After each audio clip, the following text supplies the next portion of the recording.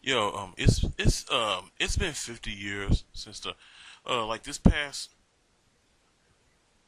Wednesday marked the 50th anniversary of the Dr. King assassination, and a lot has changed. A lot has transpired within that 50-year lifespan. So many things have changed within that 50-year span, within that quarter of a century, within this quarter of a century. Things have gone downhill. A lot of things have went topsy turvy. But one thing that hasn't changed was white supremacy. One thing that hasn't changed was the attitude of white people. But the same way white people are acting now, they were acting like that back then. It was a little bit worse. It was in your face, and they was able to do this. A lot of white people were able to practice their white supremacy and their racism uh, up close and personal without without their reputation or their jobs being put in danger.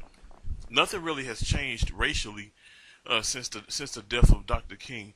Okay, it's been 50 years, but black people are still harassed. We're still discriminated.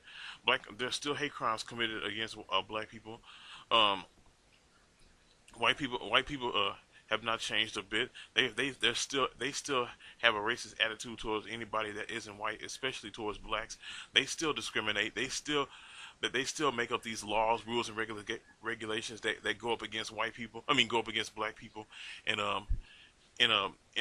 punish blacks for next to none. There's still black men who are harassed, or beaten, or even killed by cops. Sometimes in all three situations. There's still cops who treat blacks unfairly, even if the black person isn't doing anything. This has been going on. This was going on when Dr. King was alive, and this is still going on to this very day. If you ask me, Dr. King's death really didn't change the attitude of blacks. I mean, of whites towards blacks, or other groups of people towards blacks. Uh,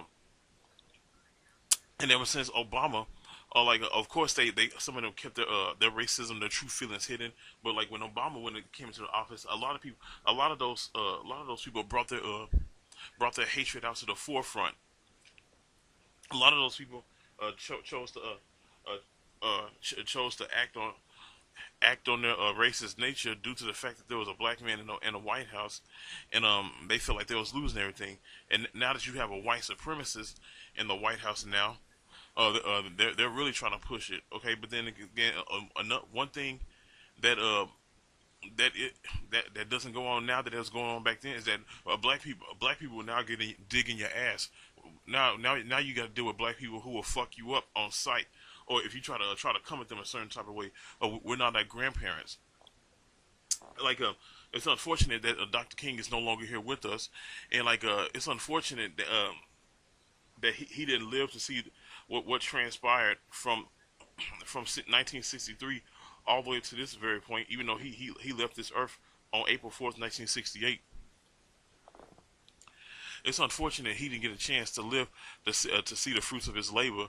And some close to the end of his life, he noticed that. The peaceful protest and the marching wasn't really going to do anything, and it really hasn't done anything. Marching really hasn't done anything. All it does is put blisters on your feet.